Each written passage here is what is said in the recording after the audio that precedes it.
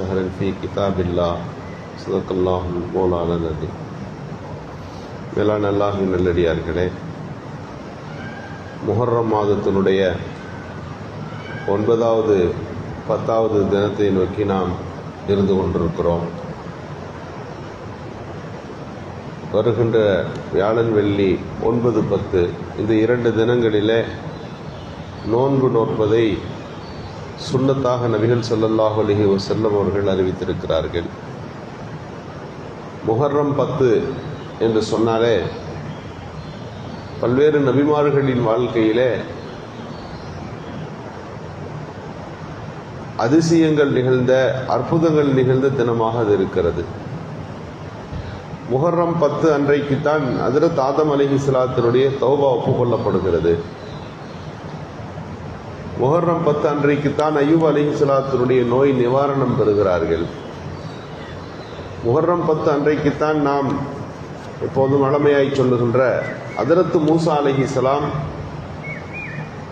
ஃபிரௌனிடமிருந்து அந்த கடலை கடந்து வெற்றி பெற்றார்கள்.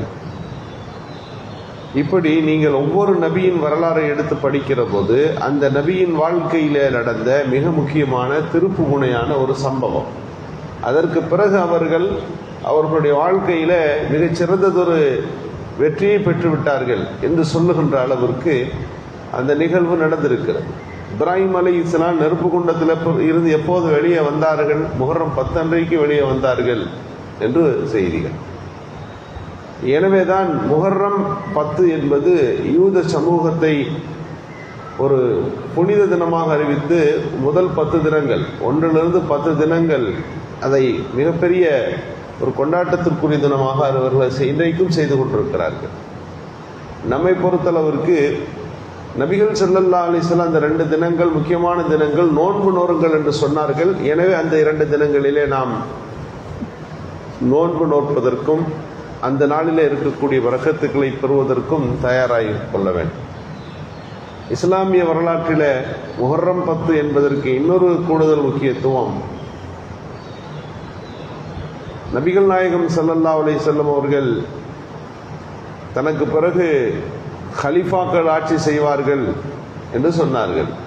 இஸ்லாமிய ஆட்சி முறை என்பது மக்கள் எல்லாரும் கூடி ஆட்சியாளர் தேர்ந்தெடுக்கணும். இவர் தான் ஆட்சியாளர் என்று சொல்லி எல்லா மக்களும் பையத்து செய்து கொடுக்க வேண்டும். அவர் தான் ஆட்சியாளர். ஒரு மனிதர் தன்னையே தான் ஆட்சியாளர் என்று அறிவித்துக் கொள்வதோ, மன்னருடைய மகன் மன்னராக முடியாட்சி முறை செய்து கொள்வதோ இஸ்லாத்தில் நபிகள் ஸல்லல்லாஹு அலைஹி வஸல்லம் அறிமுகப்படுத்தவில்லை. எல்லா கலீஃபாக்களும் மக்களால் தேர்ந்தெடுக்கப்பட்டார்கள். ஒரு ஆள் ரசூலுல்லாஹ் சஹாபிட்ட வந்து பையத்து செய்தார்கள்னா ஒரு ஆள் என்பது 10 நபருக்கு சமமானவர். அவர் எல்லா சார்பையும் இருந்து செய்வார். இப்படி ஒரு குறிப்பிட்ட நபர்கள் வந்து பையத்து செய்தாலே அது அவருக்கு பின்னாலே இருக்கிற அந்த சமூகம் உள்ளே வந்துவிடும், குடும்பம் உள்ளே வந்துவிடும். சில நேரங்களில் ஒரு நபர் 100 பேருக்கு தகுதியான அந்த மக்களை கொண்டவராக இருப்பார். இதுபோலத்தான் பையத்து செய்து ஒரு அரசரை தேர்ந்தெடுப்பார்கள். ஒன்னொருத்தர் இருப்பார், அவருக்கும் முக்கியத்துவம் இருக்கும், ஆனால் அங்கே பையத்து செய்யாமல் இருப்பார்கள். எனவே மக்கள் அவரை ஏற்கலன்னு அர்த்தம். எப்படி ஓட்டு போட்டு நம்ம 2 பேர் தேர்ந்தெடுக்கிறோமோ அந்த மாதிரி ஷூரா முறையில தேர்ந்தெடுக்கிற வழிமுறை இருந்தது. எல்லாம் ஜனநாயகத்தினுடைய ஓட்டு போட்டு தேர்ந்தெடுப்பதனுடைய இன்னொரு வழிமுறைகளாக இவைகள் அங்கு அறிமுகப்படுத்தப்பட்டது. இது ஜனநாயகம் தான். மக்களால் ஆட்சியாளர் தேர்ந்தெடுக்கப்படுதல் என்பது ஜனநாயகம். இஸ்லாமிய ஆட்சியும் அப்படித்தான். இது தொடர்ந்து நடந்து கொண்டே இருந்தது.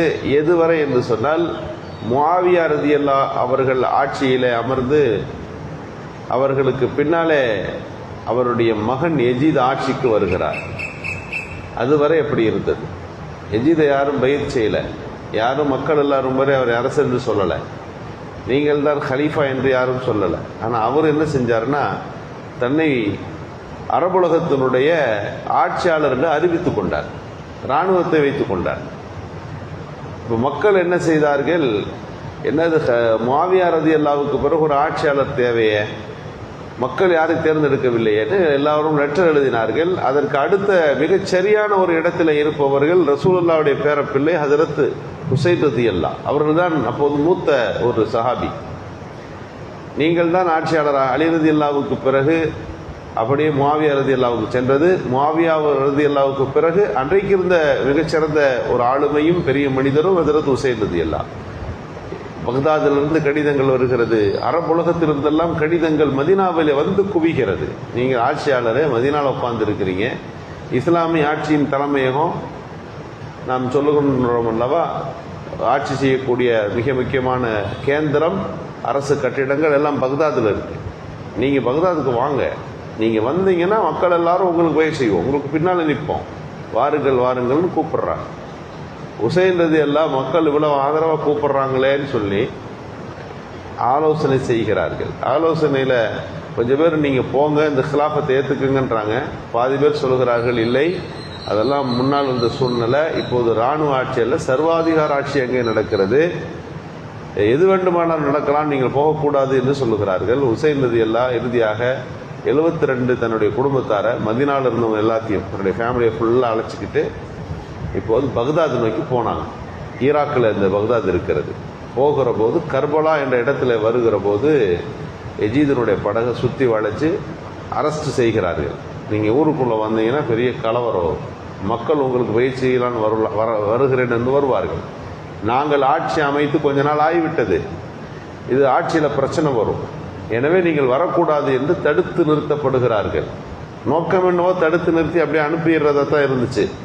ஆனால் இடையில நடந்த ஏதோ ஒரு அரசியல், அந்த 72 பேருக்கு எதிராக எஜீதனுடைய படைகள் வந்து நின்று யுத்தத்தை தொடங்கிவிட்டார்கள்.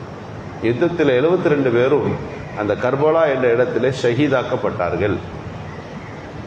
இந்த எஜீதுக்கு இருந்த எதிர்ப்பில் இருந்த மிக முக்கியமான நபர் ஹஜ்ரத் உசைன் ரலியல்லாஹு அவர்கள் கொல்லப்பட்டார்கள்.